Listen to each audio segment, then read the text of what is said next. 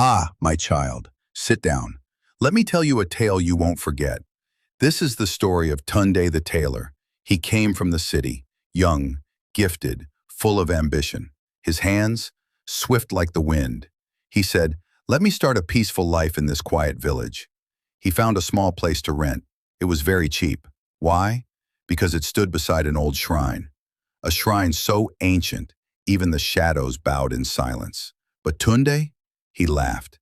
"Superstition can't stop profit," he said. The villagers stayed away.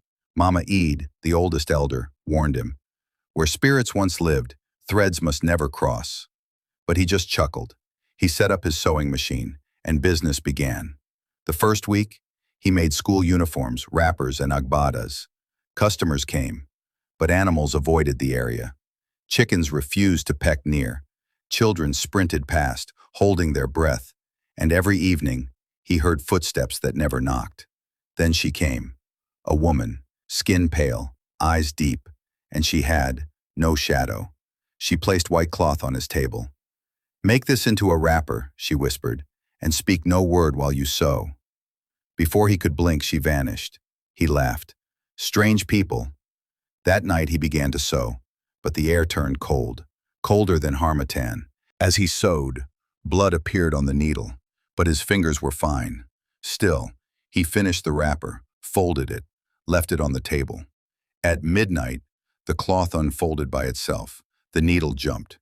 The thread moved without hands. Tunde shot up from his bed, sweating. A voice whispered in his ear, "You stitched what was buried." The next day, Mama Eid came. She looked at the cloth, then at him. She said, "That shrine once belonged to the seamstress of souls. She sewed for the dead.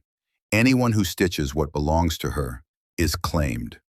Tunde forced a laugh. "Are you saying I made clothes for a ghost?" But Mama Ide didn't smile. She placed kola nuts on the ground, whispered a prayer, and left. That night Tunde tried to leave the shop, but the door wouldn't open. He screamed. No one heard. The white cloth floated, wrapped around him. Threads spun from the air.